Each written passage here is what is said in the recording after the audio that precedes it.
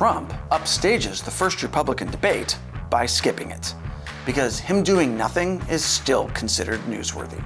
The song Men North of Richmond is labeled problematic by rich men north of Richmond, and California gets even worse, somehow. That and more on this week's headlines. Welcome to America Uncovered. I'm Matt Gnezda, filling in today for Chris Chappell. And to those of you in the comments who compare me to anchorman Ron Burgundy, that's absurd. I don't just read anything on the teleprompter, Jabberwocky monkey farts. Early studies show that short-form content like TikTok is destroying children's attention spans. This effect is being called TikTok brain. Neuropsychologist Dr. Sanam Hafiz explains. When you scroll and hit upon something that makes you laugh, your brain receives a hit of dopamine. When you see something you don't like, you can quickly pivot to something that produces more dopamine. So kids have a hard time paying attention, essentially because they've been turned into addicts. It's a shame. The only way to get information to young people now is by adding captions to dance videos.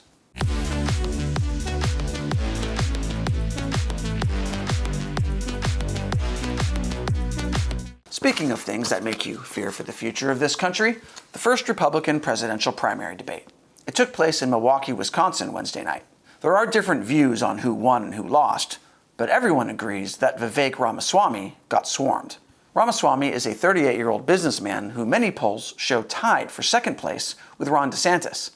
He took hits for seeming too packaged and too inexperienced. Now is not the time for on-the-job training. We don't need to bring in a rookie. We don't need to bring in people without experience. Yeah, I mean, when has a businessman with no political experience ever won the presidency?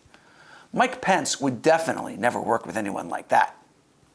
Also in Wisconsin is Kamala Harris, promoting the Biden administration's efforts to expand broadband internet across the state, and apparently learning from Hillary Clinton's mistakes. Yes, it is worth it to campaign in Wisconsin. One candidate not in Wisconsin was Donald Trump, who skipped the GOP debate.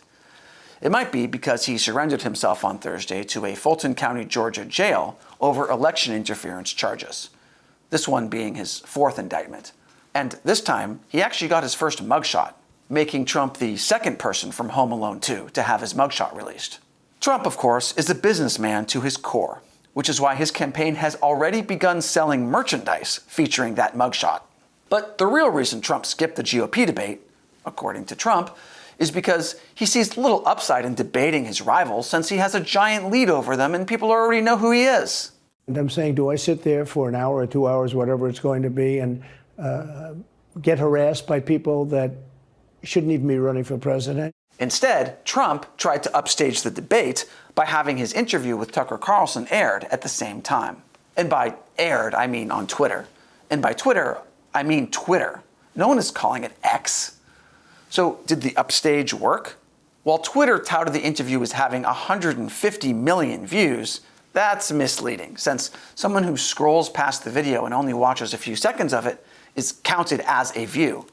So there's no telling how many people actually watch the whole thing. I don't think people with TikTok brain should be counted as viewers. Meanwhile, the debate drew 12.8 million viewers, which, according to CNN, indicates strong interest in the rest of the Republican field, even though it fell short of the first Republican debate in 2015, which had 24 million viewers. Trump is still the overwhelming favorite to receive the Republican nomination, despite being a man with 4 criminal indictments who already lost to Joe Biden. But despite this, some believe he can win. And by some, I mean CNN. CNN senior data reporter Harry Enton explains. If you go back to where we were at this point 4 years ago, Joe Biden's lead was high single digits to low double digits. This is significantly closer than where we were 4 years ago. So this idea that Donald Trump can't win the general election, I want you to lose that idea. CNN is not actually afraid of Trump winning. CNN is praying to the ghost of still alive Ted Turner that he wins. CNN's ratings have plummeted ever since Trump left office. The only time they got a bump was when they hosted a town hall featuring Donald Trump. The real news? Same as always, Trump draws attention wherever he goes. And after the break, the military wants to lower recruiting standards even further. Welcome back. The U.S. military is having a hard time meeting recruitment goals. They're trying all sorts of things, even targeting gamers. Though I'm not sure I would want to be in a foxhole with someone who's going to rage quit the second they get shot at. The military also approved lowering physical fitness standards for women and older soldiers. And now they're seemingly considering lowering their mental standards, deciding whether or not they'll allow calculators to be used on entrance exams so more people can pass them. Here's a math problem. If the US military keeps lowering its standards, how many years will it take until China dominates the world? Federal Judge Beryl Howell ruled that AI-generated artwork can't be copyrighted. This stems from a case where Dr. Stephen Thaler wanted to have his AI system listed as the sole creator of a piece of art. It's worth noting that AI doesn't create anything so much as it curates it, taking material from other sources and cobbling it together. This is like if you went to a buffet at a Golden Corral, stuck the cocktail shrimp into the chocolate fountain and said you wanted to patent this creation. You didn't create anything new from scratch. Well, except maybe the specific type of food poisoning people get from eating that. Now, Judge Howell explains in her ruling that copyrights can only be given to humans. Plaintiff can point to no case in which a court has recognized copyright in a work originating with a non-human. Howell also cited a somewhat similar case where a photographer was sued by PETA for claiming a copyright on a selfie that was taken by a monkey. So for now, robots and monkeys can't own copyrights, which means those robot monkeys that play the cymbals definitely can't, which is fine by them, since the only thing they want is your soul. Speaking of art, previously unknown Virginia singer-songwriter Oliver Anthony has gone massively viral with his song Rich Men North of Richmond, racking up over 40 million views on YouTube in just over 2 weeks, which I'm totally not jealous of. The song is about the struggles of the working class and the apathy coming from the out-of-touch leaders in D.C., in other words, the rich men north of Richmond.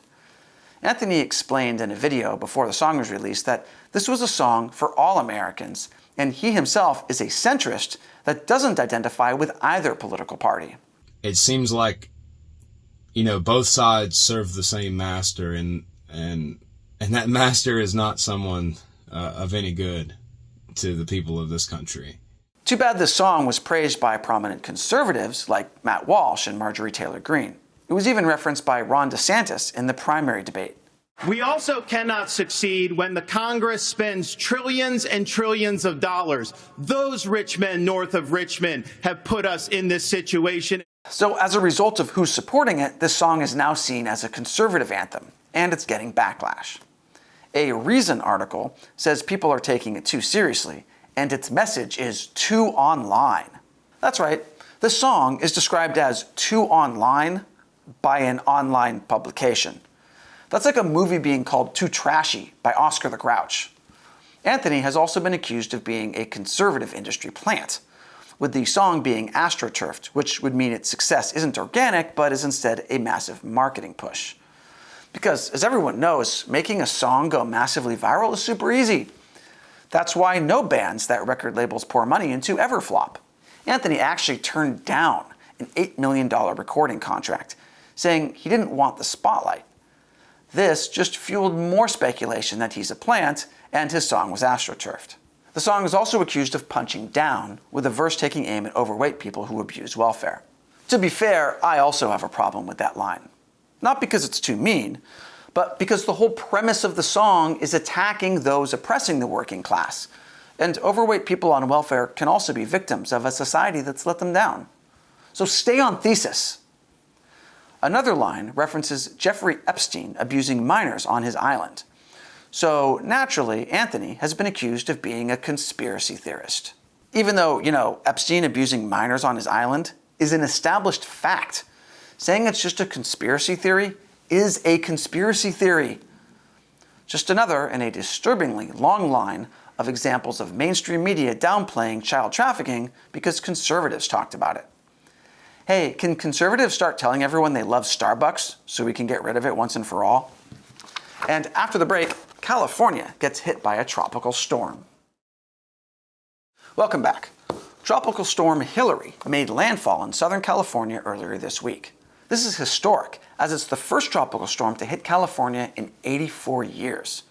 It's also historic, as it's the first time in years people fled California for reasons other than everything else going on in California.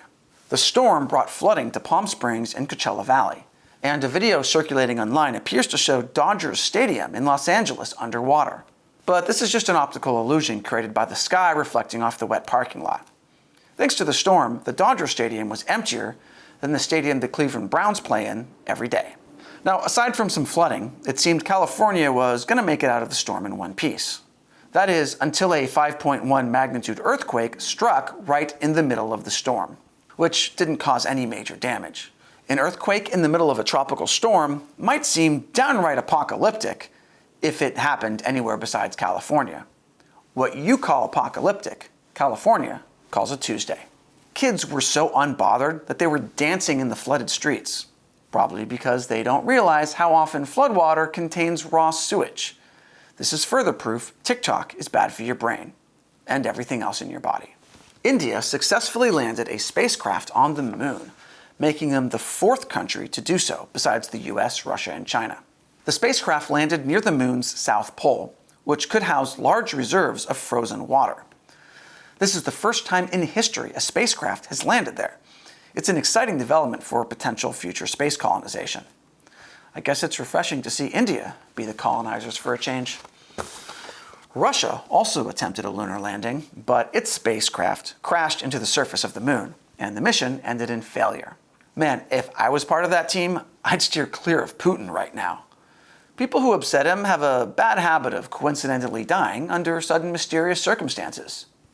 In completely unrelated news, the leader of the Wagner mercenary group that led a failed coup attempt against Putin is presumed dead after his plane mysteriously crashed near Moscow. The US believes a Russian missile shot down the plane, but I think it's just a coincidence. A heat-seeking, remote-controlled explosive coincidence. Speaking of things that are explosive and you ought to pay attention to, Trump's indictments. Here's a video where we break down his latest indictment in detail, going past what just the headlines are telling you. And if you want to make sure we can keep making great episodes like this, click that orange button to support us on Patreon. Thanks for watching America Uncovered. I'm Matt Gnesta. Catchphrase goes here.